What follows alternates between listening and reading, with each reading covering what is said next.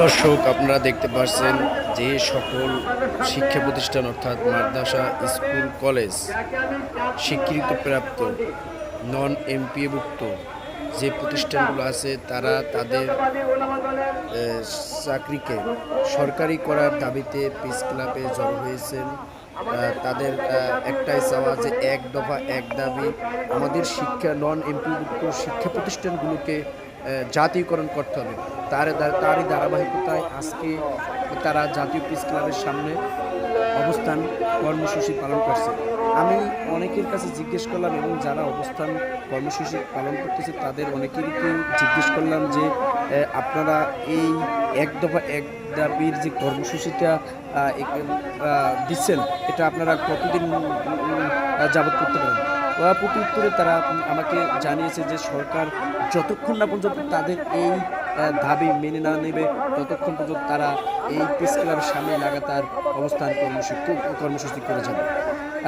তাদের একটাই দাবি আমি আরও জানতে পারলাম যে তারা বলছে যে বিগত স্বৈরাচারের আমলে তারা অনেকভাবেই বৈষম্যর শিকার হয়েছেন।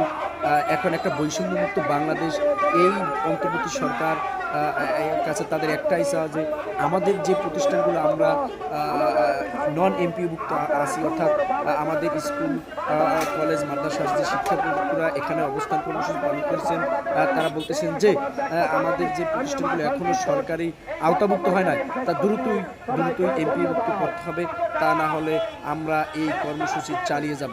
আমাদের এই কর্মসূচি ততক্ষণ পর্যন্ত আমরা করবো যতক্ষণ না পর্যন্ত আমাদের দাবি সরকার মেনে না দেবে।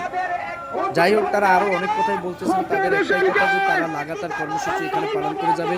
দেখুন, তারা নানানভাবে সকল শিক্ষা প্রতিষ্ঠানের, সারা বাংলাদেশের শিক্ষা প্রতিষ্ঠানগুলোর শিক্ষকরা কিন্তু এখানে জড়ো হয়েছেন।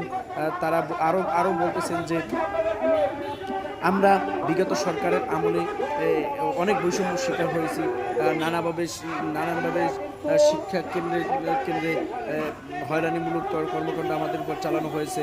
ইভেন তারা এই হুঁশিয়ারি দিয়েছে যে আমাদের এই শিক্ষকদের যদি আপনারা যথাযথ মূল্যায়ন না করেন তাহলে এই জাতি অন্ধকারাচ্ছন্ন হবে, এই দেশের মানুষ মেধাশূন্য হয়ে যাবে, তাদের